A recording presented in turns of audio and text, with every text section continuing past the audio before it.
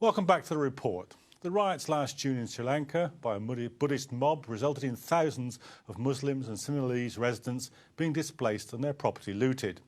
They left an uneasy and volatile situation in the country.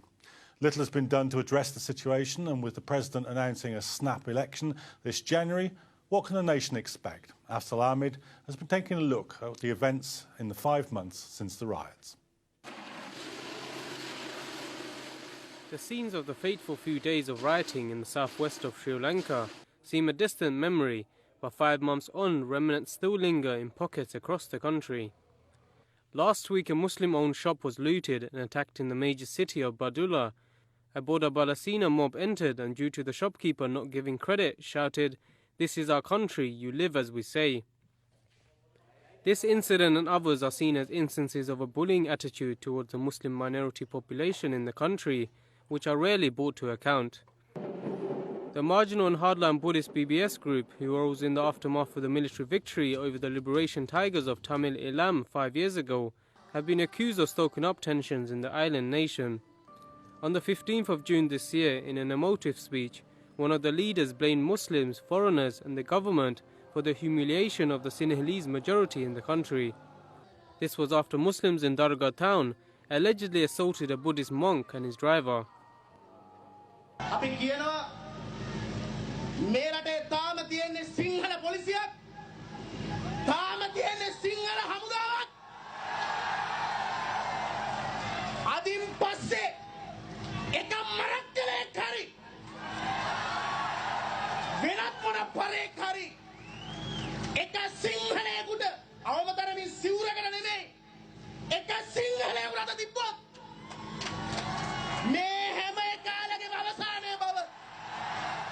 After the speech, Buddhist mobs drove into various towns in the Kalutara district, chanting various anti-Muslim slogans. This resulted in clashes with many Muslim homes torched, mosques stoned, shops looted and people shot over the course of 2 days. Residents fled their homes and sought shelter in mosques and community centres. In total, 8,000 Muslims and 2,000 Sinhalese residents were displaced, with 4 people shot dead. The BBS have been widely blamed for the incident, but he has denied any responsibility. Following the riots, President Mahinda Rajapaksa visited the cities to meet victims and promised a high-level inquiry. The government promised to rebuild homes and businesses destroyed by the riots. Rajapaksa's official line at the time was that this was the result of concerted efforts by international forces to destabilize the country. To this date, no official inquiry has been conducted and no justice administered. A hasty reconstruction of buildings was carried out, which many say was only due to the pressure of an ongoing UN human rights investigation and a forthcoming presidential election. Speculation from many quarters in the community has risen in whether the government indirectly supports BBS, seeing them cornered between protecting relations with Muslim states and appeasing the Buddhist majority.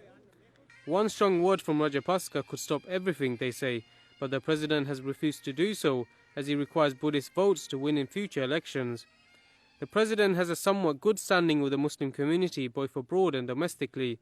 Many see him as handcuffed in what he can do in case he upsets the Sinhalese majority. In Palestine, a road is named after him due to his continuous support for the Palestinian cause, and domestically he has pledged to introduce a system to send every Muslim to Makkah with the help of state funds. Last week, President Rajapaksa announced he would run for an unprecedented third time in office in snap elections in January, garnering the opposition, including Muslim groups, to field an opposition candidate. It is speculated that he may lose support from Muslims due to the riots in June and the general perception that his government hasn't been strong enough to stop the rise and influence of the BBS. Most Buddhists in the country abhor the practices and rhetoric of the Bodha Balasina group, positing them as a marginal group unnecessarily stoking up tensions in what is otherwise a largely peaceful country. But time will tell whether, if the BBS aren't robustly challenged, the dynamics in the country wouldn't begin to drastically change. Afzal Ahmed, The Report.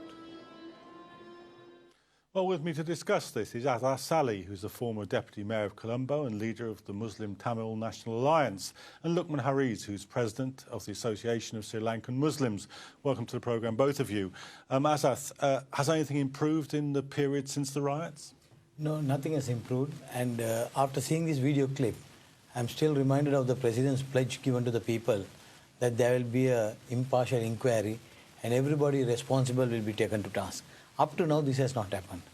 Moreover, we have informed the government of Sri Lanka when this incident took place on Thursday. Friday morning, I was in Alutkama with the officials of the police and informing them that if you allow a meeting on Sunday, it's going to be a disaster and that they should not allow. Then they gave him an assurance that the army, STF and the police will be there and nothing will happen. I said, no, it is going to happen. And I did not stop at that.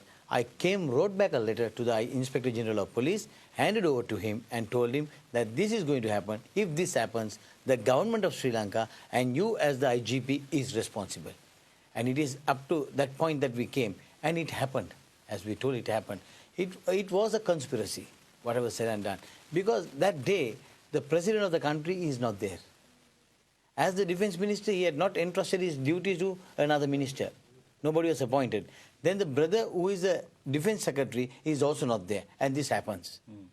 So, look, if it's as bad as this, why is it as bad as this? Why has so little been done? After all, the BBS are an extremist minority. Yeah. Why is a minority dictating government policy, or seemingly? Yeah, John, I would like to have a much more wider approach to this problem as an outlook, in the sense that this entire problem, right, if you look at there is a political angle to all this as well. Now, BBS I see as only a cat's paw, and there are lots of people it's a puppet, right, who's being used by the government to do this. Because this has been proved time and again by the government through various statements. And recently, the BBS, in their interview, they said that they were actually praising the style, the leadership style of President Mahinda Rajapaksa, which shows that the cat is out of the bag, that they are being sponsored by these groups.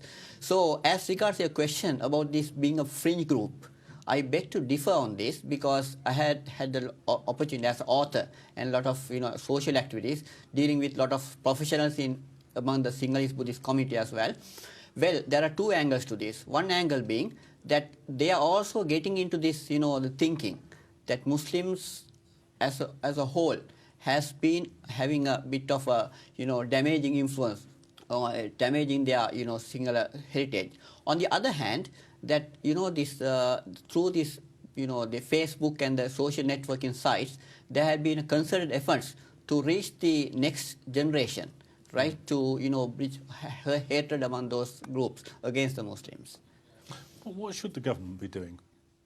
why should the government? What should the government be doing to stop this? Actually speaking, we never had presidents like this before. This is the first time Sri Lanka is experiencing this. As I told earlier also, the president of the country could have put a stop to the first attack on the mosque itself. Because Dambulla, it started from Anuradhapura, then came to Dambulla. When it came to Dambulla, there also at 5:30 in the morning, I called the president and told him, tomorrow being a Friday, and that Dambulla is a transit point. Okay. Everybody comes for prayers. Stop this demonstration. He simply told me, what the hell is happening? You buggers are only interested in putting up mosque. That was the attitude of the president. And he was given a wrong impression that that mosque was only 1 year old. It was 67 years old. The minister in that cabinet of the Rajapaksa regime confirmed to him, sir, this is when my father was also there. This mosque is there. So I can't ask the Muslims to get out of this, or I can't throw the mosque the way you want it withdrawn. Why don't you summon the Muslims and tell them what you should, you want to clear it, give them an alternative place and do it nicely, amicably. But they were not interested. What they want to do is to cultivate this BBS group against the minorities. Without the government getting involved, they were doing, and all the patronage was given. For right throughout, patronage was given, because the police never acted. Because police, when you ask them, they say, we have got orders from the top. And they never acted. And the people, even if you go to Alutkama today, they'll tell you how the forces came in. They were just having a powder in their hand. It was a powder that they sent it out and just burnt these houses and shops. So up to today, why no inquiry? Is our question. Look, what do you make of the call for presidential elections? Will the effect of that be that to kind of corral Muslims behind the president, even though he's not acting against these extremists? Yeah, now even the timing is very, very opportune from the point of view of the Muslims, because as a whole, the community is, scared of another type of event that's going to take place in 2015, which has been already, brought to focus by these extremist groups among the Sinhalese Buddhist community. That was the 2015 being the the century after the 1915 anti-Muslim riots in Sri Lanka.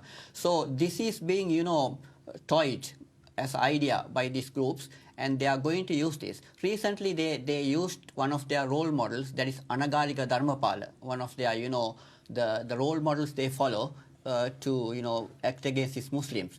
And they had their birth anniversary recently, and they tried their best to use that to do this against. But unfortunately, their grandson intervened and stopped that.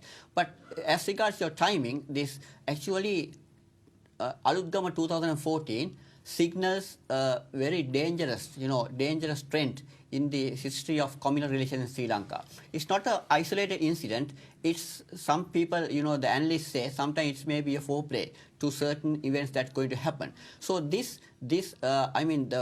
country is in need of a important political change, which will have to think, because the president, after going to facing 2 elections, using the war victory as a trump card, has lost his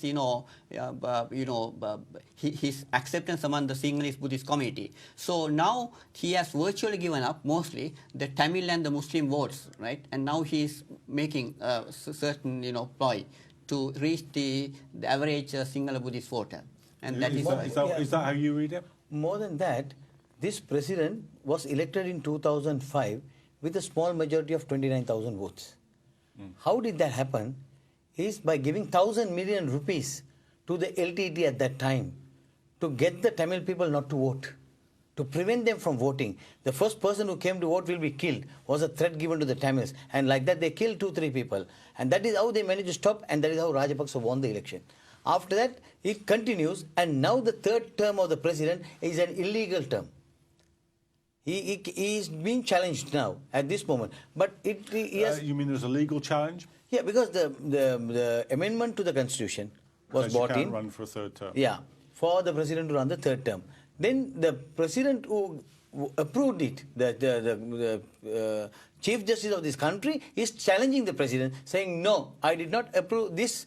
This is not for you. For the next president who is coming, not for you." So there is an issue there, and they are going before court. And now what the president did is to summon the 10 people who are in the Supreme Court and ask him for their opinion. Now, opinion has been taken as a verdict. So people have the right to protest, and that is happening. But nevertheless, the people in the own government has today come out. The General Secretary of the Sri Lanka Freedom Party has come out as a common candidate to fight the Rajapaksas, because 62% of the budgetary that is for the country is being taken over by the Rajapaksa family.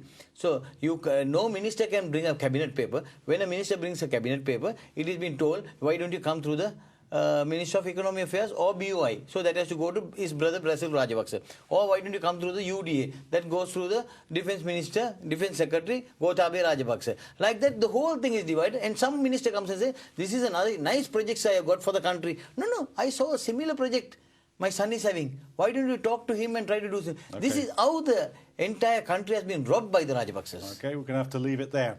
But after the break, we'll be taking a look at the fate of Iraqi antiquities. Join us after this break.